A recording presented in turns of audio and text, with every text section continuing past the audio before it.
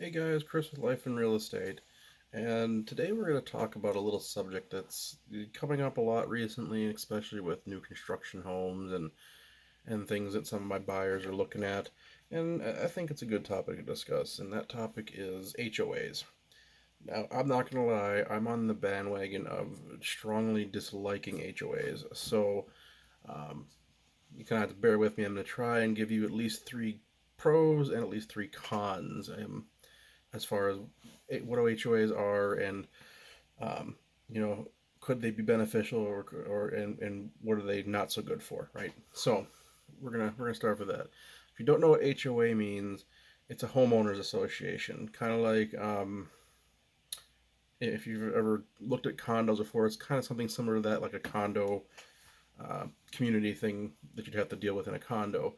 Similar deal, but this is for homeowners. Um, so Uh, we'll start off, I think, with the pros. Now, I had to really, really think and look around and see what I could really pull that would be, I would say, are common or at least decent pros to kind of give it a good light, if you will. I guess for a lack of better words. So, pro number one is depending on the HOA, the location, and all that fun stuff, you may have access to amenities that would might not be otherwise available or easily obtained for a single home. So you could have things like tennis courts, like a community gym, or like a pool, community pool. Um, basically things that are harder to come by having in a standalone home kind of thing, right? So it's meant as you may get some quality of life enhancements out of it, I guess, for is what that would fall under. Um, you can get in if you're an investor. This part may apply more to you, um, but it also kind of applies to the home buyer as well for like resale value wise. Anyway, is that most homeowner associations they like to have some conformity in the neighborhood or the area that they're in, so that the houses are pretty similar and it keeps the property values up. So that's another big pro there. Um, Yeah, it's conformity. That's basically it. It makes everything looks pretty similar, and that's something that at least in the investor side of things um, is definitely good for them. And for the homeowner, it can be good too if you're looking to sell in a few years because it's just it's a temporary move, and most people are only living in homes for 5 to 10 years these days anyway. So that would be another little pro that I really had to think about on that one. But being as it's somebody who knows of the investing side, that's kind of how I pulled that one out. And pro number three, it, it's not an always thing, but it's a nice one if you do find it. If you have to deal with an HOA, is that there's usually less maintenance to do yourself, right? Um, it, when you're not part of an HOA, you're ultimately responsible for all of the maintenance around the home. It's up to you to do the shoveling of your snow, do your grass work, do whatever is necessary to do for the standard maintenance of a house, right? So with an HOA, you may only be responsible for some like internal property maintenance. Like you don't have to deal with the outside. Some HOAs have a lawn care service. Some HOAs have a plow service and things of that nature. It just kind of depends on the HOA, your location, and what they're you know what everybody's paying into to get. So because they're all different, there's no cookie cutter way of doing it. It's just kind of what all of the members can agree on and vote on and all that fun stuff. So now we get into my favorite part, and these are some of the ones, at least for me and a lot of the clients that I'm talking to, that are trying to avoid HOAs, don't like about them. So these would be the cons. There's typically, I would say, majority of the time, I'd almost say ballpark of 90% or more. There's usually high monthly fees, and that's because you're getting all those amenities we just mentioned. Um, you know the maintenance type stuff that they may be doing, um, and sometimes they may have a fund there so that if something happens to a home um, in the association, that they maybe help pay for the repairs to bring it back to that conformity thing again, right? Because they don't want an eyesore in the neighborhood, because then that just affects everybody else.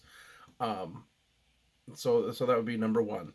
Um, Typically with HOAs, it depends on the group, um, but you're gonna usually have to deal with a lot of rules, and I'm talking about those things we've all heard the nightmares about, like you want to put up a fence or put in a pool. Well, you got to go through a whole process, and they still might be able to tell you no.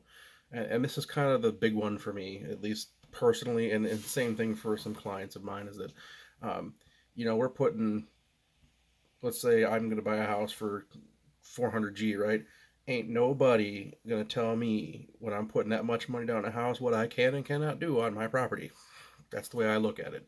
Um, there's some HOAs out there a little bit more lenient than others. There's some that are far more strict than others. So it just depends on the organization itself, and um, it's just a lot of hoops, jumps, and things to go through. And then there's the fines they can give you and all that mess. It's just something I would rather never deal with if I don't have to. Um, that's just my personal opinion. Take it or leave it.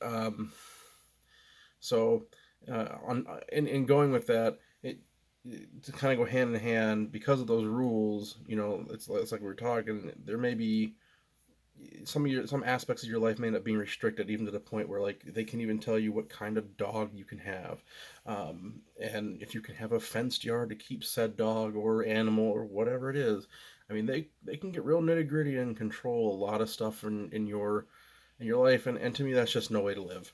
I'm putting a lot of money in a home. Ain't nobody's gonna tell me what I can and cannot do.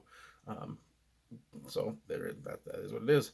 And it's even silly things like paint. I mean, I won't lie. That's probably the one part of the rules that I typically don't mind. I don't want to be looking outside my door in my neighborhood and see somebody with bright pink on their house. I'm sorry, it just makes the rest of the houses just looks out of place, and it kind of wrecks it for the neighborhood. So there are some aspects that are okay, but I think if the majority of the block is like a gray and you want to go with a slate blue or something, I think things like that shouldn't really be up to the HOA. But again, everybody's different, and every HOA is different.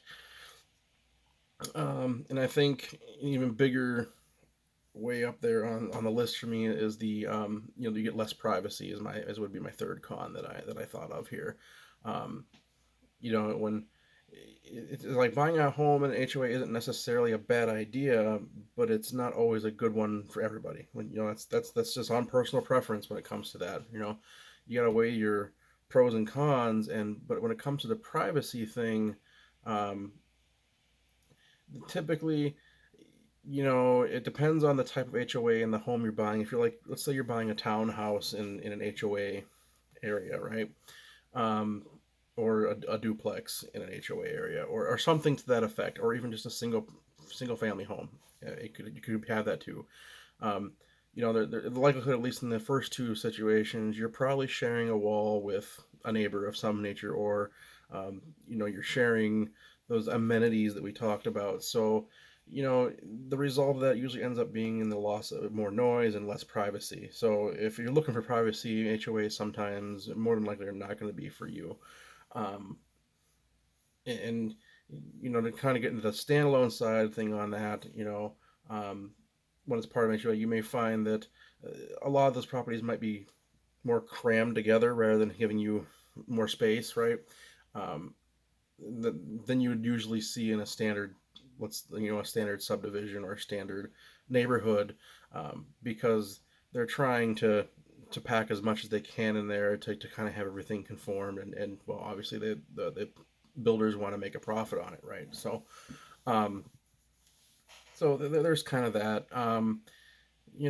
It's just one of them things that you got to look at those pros and cons. At least even the ones that I mentioned. There's far more out there. I'm just picking the ones that I hear the most about, or that things that would irk me if I was looking for a home. Um, so it's always best to weigh the pros and the cons of uh, getting into an HOA if you have to, kind of thing. It may come to that you think it's worth paying a monthly fee for some things here and there. It's just you really have to figure out if it works for you. Like if it's a place that has a private playground for children, that may be something that appeals to you, and maybe it's worth the cost to you. Um, so they're not always a bad thing, but they're not always a good thing. They kind of lean one way or the other depending on the situation, right? So um, they're good in some aspects, bad in others. It's just kind of the way I look at it. Um, so it's kind of one of them golden rule things. Um, when you're getting involved with HOAs, so and a lot of them have their very specifics. So it's just you have to be careful and make sure you're reading everything.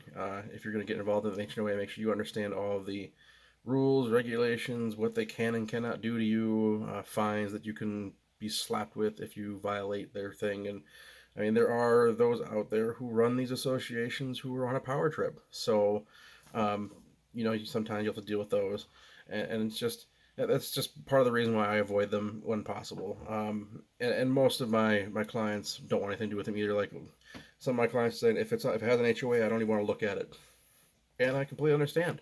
They got to be comfortable with what they want, and so do you. So you have to decide what's going to work best for you. Um, my personal opinion, like I said, I don't like them. Um, Frankly, I just think they should go away for the most part. If you want to have some conformity in the neighborhood, then um, maybe have something that doesn't have quite as much control over your aspects of your life. But again, that's it's all a matter of personal preference when it comes to HOAs. So um, yeah, they have their ups and downs. So I'm gonna leave it there for you guys. I hope you found that topic at least interesting or um, useful. So if you're looking at properties that may be part of an HOA, that you have some idea as to what um, some pros and cons to them. And generally speaking, your agent should be able to tell you most of the general pros and cons of a neighborhood because they can get the information for you. Um, and then before you even buy a property, they should be able to provide you that list.